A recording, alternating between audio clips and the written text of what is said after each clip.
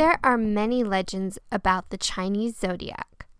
The book, Why the Rat Comes First, is just one of the ways to tell the story. In heaven, high above the milk-white clouds, the Jade King sat and watched over China.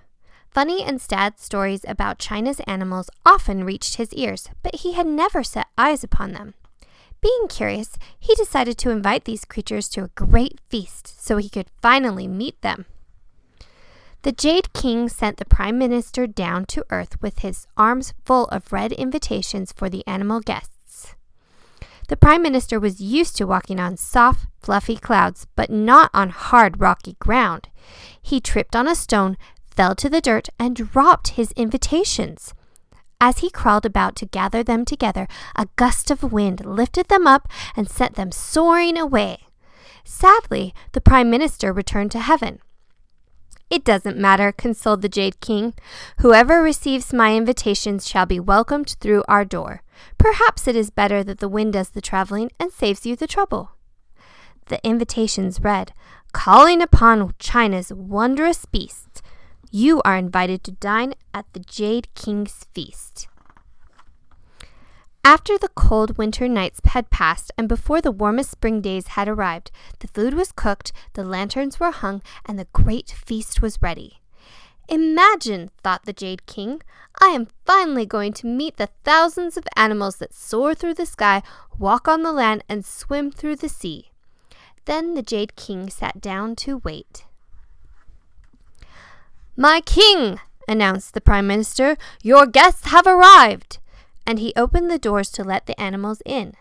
The Jade King counted the animals, then the corners of his smile turned down. Though thousands of animals roamed the earth, only 12 had entered heaven's gate. Although he felt sad that so few animals came, the Jade King did not want to spoil the celebration. So he turned to the animals and said, "By coming today, you 12 have properly paid your respects to me, and I wish to reward you. There are 12 years in our calendar cycle, and there are 12 animals at our great feast. 12 animals, 12 years. I hereby name 1 year after each animal that is here today." The animal said, "We thank you, Jade King, for inviting us here. We are honored to give our names to a year." "Excuse me, my great king," said Rat, "but which animal comes first? I am clever and very smart. The year should have me at the start."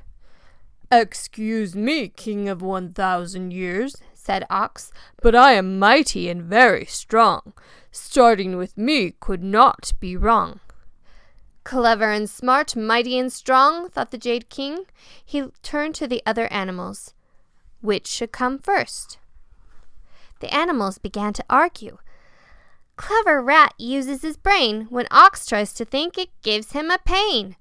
Hard-working Ox stands proud and tall. Lily Rat is much too small." "Close your mouths," commanded the Jade King. He paced around the room, stroking his beard. "Since you animals cannot decide, I shall hold a contest, a popularity contest between Rat and Ox. The judges will be the children on earth. The winner will be the animal that the children decides is—" He paused to think.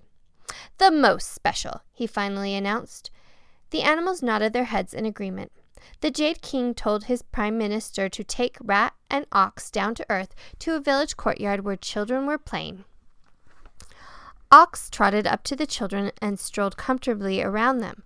While working on his master's farm, he had often let the children ride on his back, and they were used to his big brown body. Even the smallest child was not afraid to ride this strong but gentle beast. Rat began to complain. "Ox is too big and I am too small. He is easily seen by all. Make me bigger so the contest is fair. Make me as big as Ox out there." The Prime Minister considered Rat's request. Then he nodded his head and clapped his hands. Rat grew and grew until he was as big as 100 rats.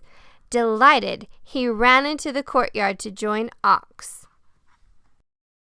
The children jumped up and down and waved their arms.